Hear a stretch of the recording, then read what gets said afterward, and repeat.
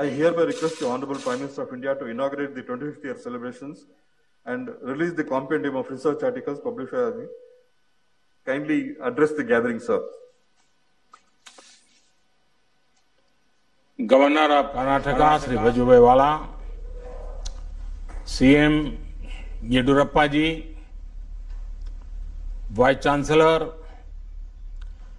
distinguished faculty, alumni, young friends, students, it gives me great joy to inaugurate the 25th Foundation Day of this distinguished university.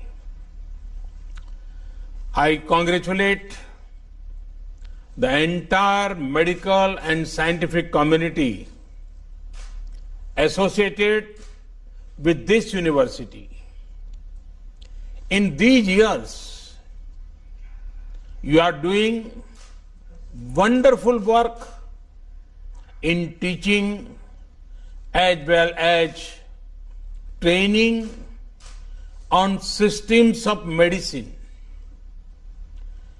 25 years means this university is in the prime of its youth. This is the age to think even bigger and do even better. I am confident that the university will continue to scale new heights of excellence in the times to come. I would also like to appreciate the efforts of the Karnataka government in handling the COVID-19 situation. Friends, in normal times, the celebrations would have surely been bigger. Had it not been for the global pandemic, I would have loved to be with you all in Bengaluru to mark this special day. But today, the world is facing one of the biggest crises since the two world wars.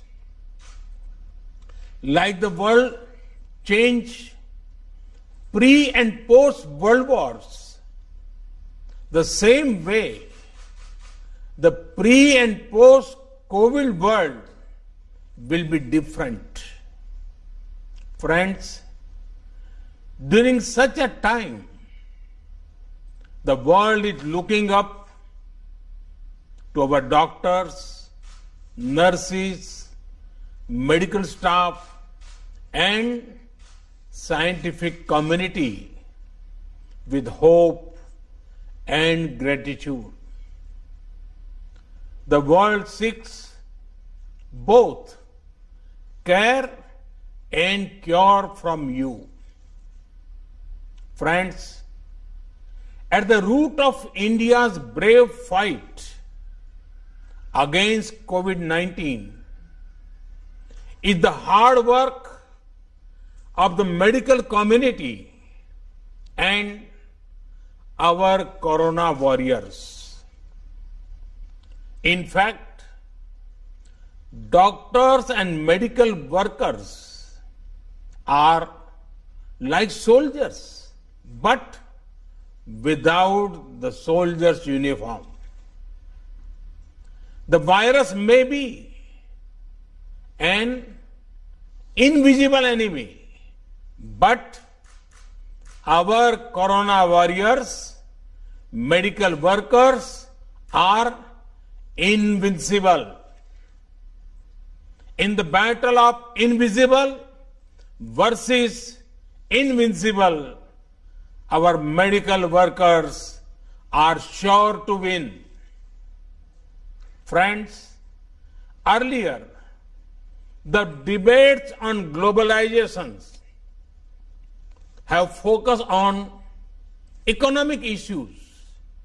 Now, the world must unite and focus on humanity-centric aspects of development. Advancements nations make in the health sector will matter more than ever before.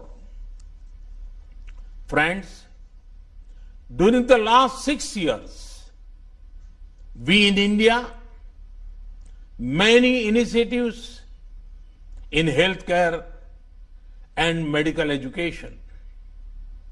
We are broadly working on 4 pillars. The first is preventive healthcare. This includes the importance to yoga, Ayurveda, and general fitness. More than 40,000 wellness centers have been opened where a key focus is on controlling lifestyle-related disease. The success of the Swachh Bharat mission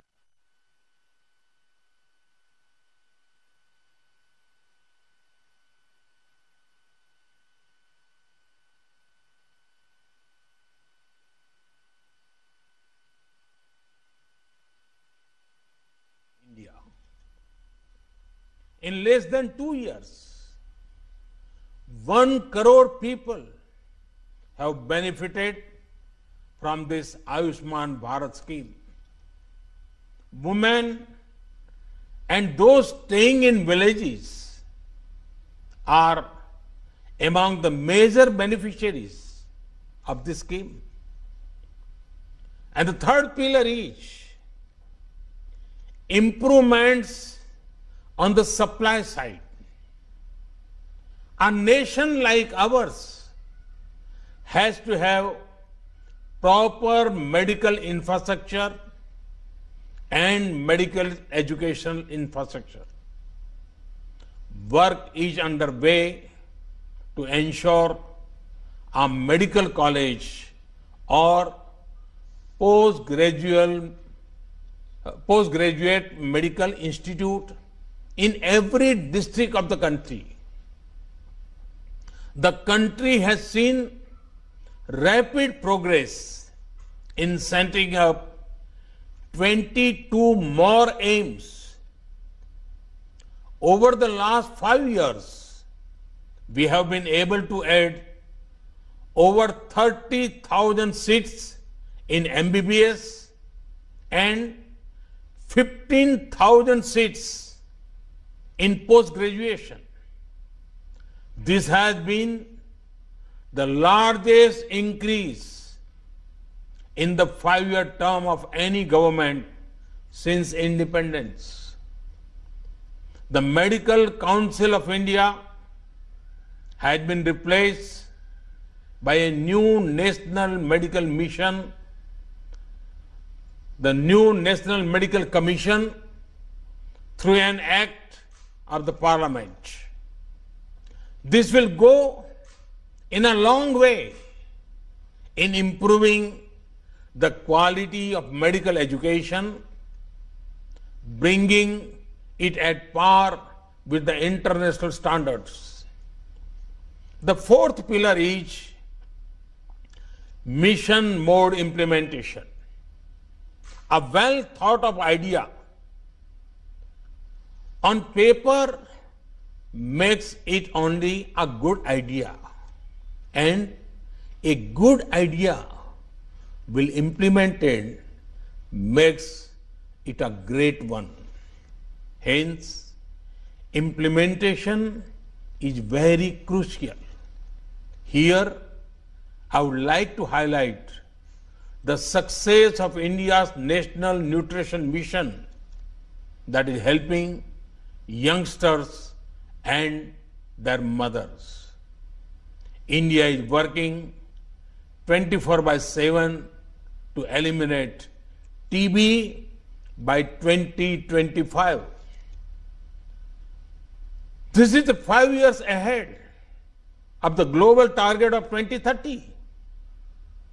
Mission Indradhanush has increased our rate of annual rise in vaccination coverage by 4 times.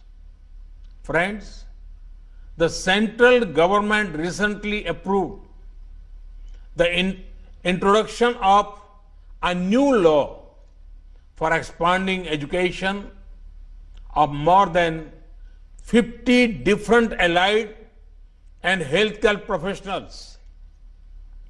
This law, once passed, will address the shortage of paramedical personnel in the country. It will also help India in supplying skilled resources to other countries. Friends, there are 3 things on which I would urge maximum discussion and participation. One is advances in telemedicine. Can we think of new models that make telemedicine popular on a larger scale? The other is related to Make in India in the health sector. The initial gains make me optimistic. Our domestic manufacturers have started production of PPEs and have supplied about 1 crore PPEs to COVID warriors. Similarly, we have supplied 1.2 crore Make in India N95 masks to all states.